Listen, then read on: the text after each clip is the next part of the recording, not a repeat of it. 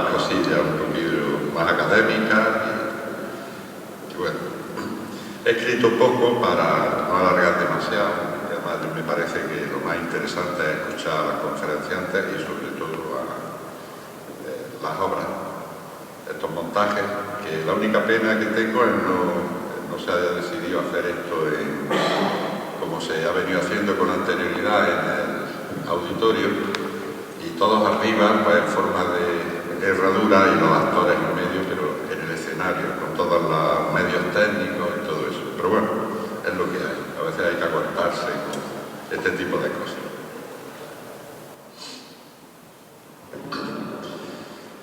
Llevo días intentándolo, pero nada de nada. Los pensamientos confinados, seguramente en cuarentena, aunque de paseo amordazados con una mascarilla. Así un día y otro más. Por fin un ligero soplo que deseo suponer que de inspiración. Y decido empezar a escribir el texto que leeré durante la celebración del seminario. Pero antes, el ritual de costumbre. Sin él, imposible verter la tinta en el papel. Sobre la mesa, solo lo necesario, los folios y el bolígrafo. Y el libro de turno, ese que hoy me hace feliz y más libre, y por tanto más encanallado con políticos de medio pelo, campeones de la hipocresía y la amoralidad, que hacen jirones de la túnica de una sociedad cuyos ciudadanos con mirada borreguera y sonrisa bobalicona, a causa de defender con razón gocinella a los suyos, a los que visceralmente profesan la misma ideología y permiten el despojo. Como digo, ese libro que me evade y me invade, al que de cuando en cuando acaricio el lomo o la portada, cual animal de compañía, y a micrófono cerrado prefiero el cabreo del hombre cultivado a la felicidad del ignorante. Sobre la cabeza, solo lo esencial, el aire que respiro, la luz que me abre los ojos y el ensordecedor ruido del silencio. Triángulo que me permite juntar letras para construir sílabas, enlazar palabras para edificar oraciones, arquitectura de gramática para el gran público, que sin embargo solo unos cuantos entenderán de buena fe, otros pocos malinterpretarán con aviesas intenciones y los demás dispararán cañones de indiferencia o fusiles de crítica corrosiva. Y en el alma solo lo imprescindible, escribir. Nada más que escribir por el mero placer de escribir. Y también, como no, el ferviente deseo de comunicarme con mis iguales a través de la escritura, creación capaz de hacerme feliz y hacerlos felices. Pero aún falta algo antes de derramar la tinta e imaginación. Ordenar las ideas. Unas que anidan en mi cabeza desde siempre, esas que tras darle forma a mi poética teatral se han quedado a vivir entre mis neuronas, lo que ha propiciado que apenas distinga ya entre estas y aquellas, pues neuronas y neuras deciden los intricados caminos de mi creatividad. Otras de naturaleza caduca y menor relevancia se hacen fuertes, no obstante en algún rincón perdido del cerebro, con claras intenciones de influir en mi trayectoria como autor. Pero finalizado el tira y afloja del debate, poco o nada trasciende para el currículum, disolviéndose en la nada cual azucarillo en el agua. Por último, las pasajeras, las transeúntes, la idea de efímero surcar los cielos de la razón, pensamientos que casi mueren antes de nacer y que apenas dejan huella. Sigo sin la inspiración necesaria para escribir acerca de esos 4 vocablos, esos cimientos sobre los que mi perseverancia pretende edificar una pequeña charla. Espejo y arena. debidos al título de la disertación, y Sátira y crueldad al título del seminario. Mientras me llega, eso espero, distraeré unos minutos con el diccionario de la Real Academia a ver qué nos dice de esa cuádruple piedra angular. Espejo. 6 acepciones. Aunque en principio ninguna de ellas levanta nuestras pasiones según los fines perseguidos, es cierto que la primera lo define tan ampliamente, tabla de cristal azocado por la parte posterior y también de acero u otro material reunido para que se reflejen en él los objetos que tenga delante, que los técnicos sabrán obtener de su enunciado algún rendimiento positivo. La segunda, si bien breve de definición, se acerca más al mundo de la escena, cosa que da imagen de algo, para terminar añadiendo el teatro, ese espejo de la vida o de las costumbres. Arena. Ninguna de las 5 despierta nuestro interés para aquello que nos ha convocado hoy aquí. La prueba de ello es que la primera se inicia con un conjunto de partículas desagregadas en la roca, nada que ver con el tema que nos ocupa. Si acaso la tercera, en un circo, anfiteatro o recinto similar, lugar del combate, lucha o espectáculo. Y la cuarta, ruedo de la plaza de toros. Si acaso estas dos últimas se aproximan a nuestras pretensiones, ya que ambas responden al símil de las dificultades que nos depara la vida. Sátira. 2 acepciones.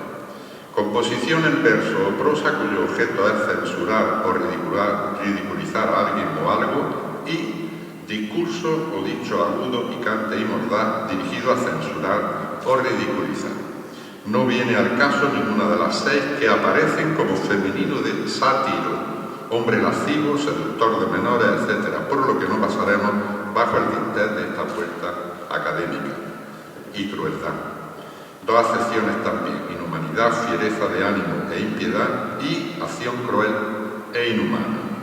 Aprendí durante mi etapa de bachiller que lo definido no debe aparecer en la definición, algo que sucede en esta segunda, por lo que mi rigor me empuja a querer saber qué opinan los encargados de dar lustre a nuestro idioma acerca de cruel, y me lo esperaba, que se deleita en hacer sufrir o se complace en los padecimientos ajenos, insufrible, excesivo y sangriento, duro y violento. Han pasado 50 años, se dice pronto, como si tal cosa, y con la naturalidad de quien corresponde a un saludo en plena calle. 50 años. ¿Quién pudiera viajar a través del tiempo y aterrizar en el pasillo que daba acceso al aula? Cuidado. Los problemas no eran entonces menores que los de ahora. Aquellos problemas eran los grandes agobios de un adolescente. Una inmerecida baja calificación, una posible llamada al estrado cuando la lección estaba cogida con alfileres, un ambiente enrarecido por el mal humor del profesor de turno. Esos momentos de estrés son comparables a situaciones del día a día de un mayor de edad. Crecen los problemas, sí, pero crecen las personas y las capacidades para solucionar los reveses, para dominar las dificultades. Y hace 50 años, antes de abandonar el colegio para siempre, yo ya tenía conocimiento de Antonio Martínez Ballesteros y sus farsas contemporáneas, de Manuel Martínez Mediero y su obsesión política y sexual, como llegó a justificar un censor el informe desfavorable de una de sus obras. Lo tendrás que explicar después. Lo de obsesión política y sexual. ¿Te censuraron la obra?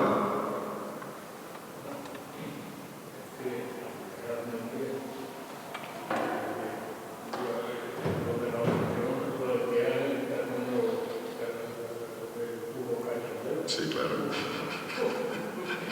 Es que te pusieron al margen de la obra el por qué te la echaban para atrás, te la censuraban. Y pone textualmente por su obsesión política y sexual.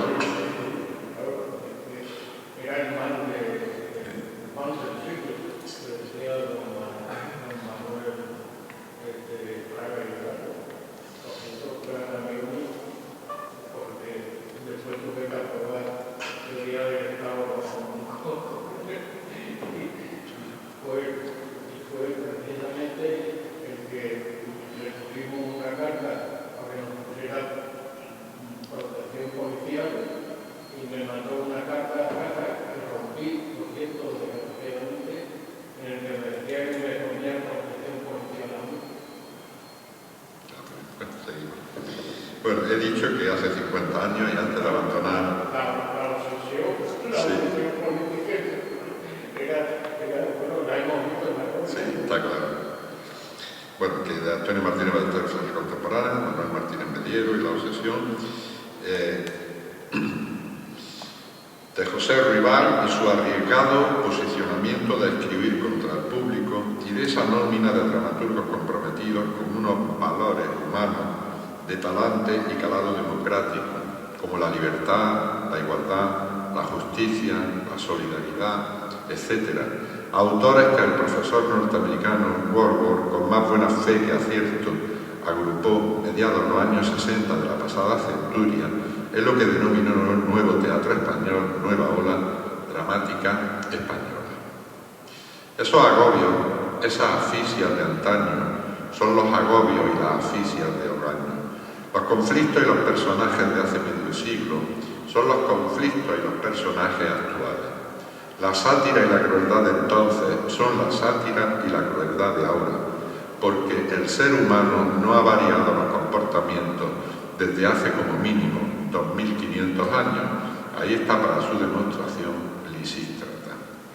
Los gobiernos han basado el progreso solo en la técnica, dejando a un lado las humanidades, cada vez más arrinconadas con el paso del tiempo. En esencia, es la filosofía la que nos distingue del resto de los animales, ya que nos enseña los caminos del pensamiento. A veces llego a poner en duda que hombres y mujeres sean beneficiarios de la razón, pues construyen su futuro de espaldas al orden natural.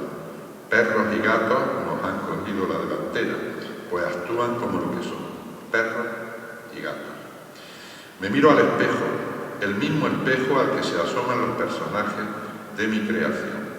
Ese mismo espejo que pongo una y otra vez ante el público, al que insto a participar en el espectáculo, bien como un personaje más, bien a través de la reflexión. Y me reconozco como me reconocía 5 décadas atrás. El espejo es la prueba del algodón de la máxima que engalana la entrada al templo de Apolo en la majestuosa Delfos. Conócete a ti mismo, que aunque atribuida a Sócrates se sabe que es de mayor antigüedad. Y es que no nos conocemos fijando la mirada en la pantalla del móvil, sino en el interior de uno mismo, es decir, en el espejo. La ironía y el compromiso, así como la sátira y la crueldad, ya recorrían la escena de aquellas primeras obras, unas piezas que, aunque bisognas y sencillas, intentaban hacerse eco de lo que me rodeaba en aquella, según palabras del poeta Pedro Enríquez, atmósfera envolvente de esas mágicas noches plateadas que daban cobijo a los olivos, de lo que advertía desde el privilegiado balcón de mi despacho, como llegué a titular una de mis conferencias.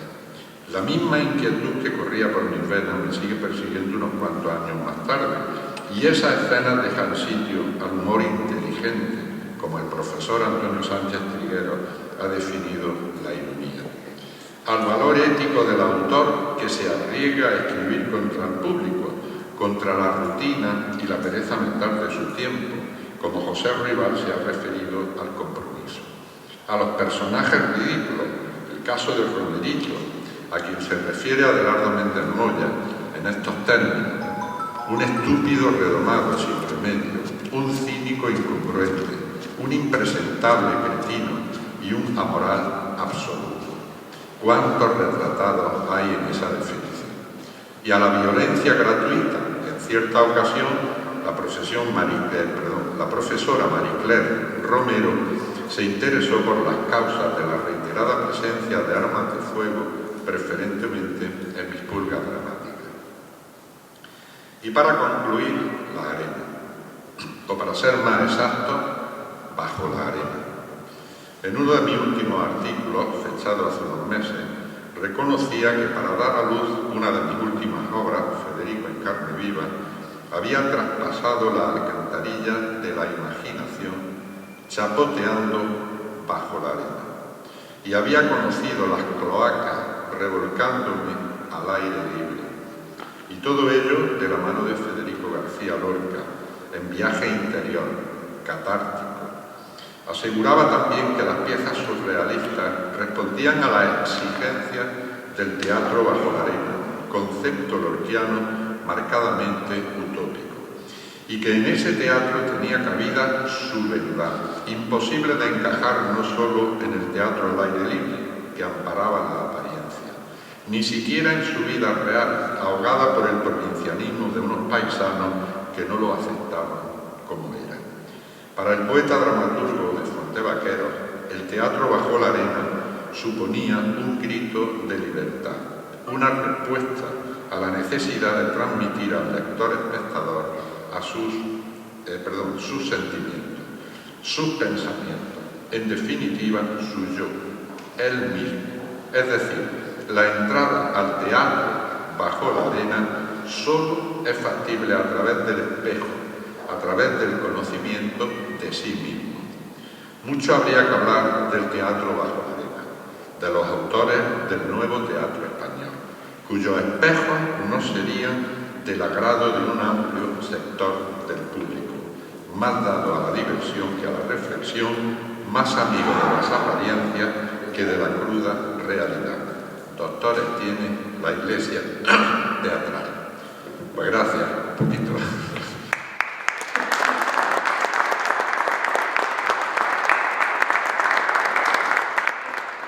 En esto último del teatro bajo la arena, y esto sería una cosa a tener muy en cuenta por los que trabajan en el teatro vuestro, y del que a mí me gusta decir que en cierta medida soy heredero, ya lo ha dicho por ahí también algún teórico, y es la importancia que tiene este teatro, pero precisamente, como hemos dicho antes, iba a decir sustitución de valores, yo me atrevería casi a decir que suspensión, en definitiva, los valores que había, es por lo que el teatro, sobre todo este teatro, está muriendo.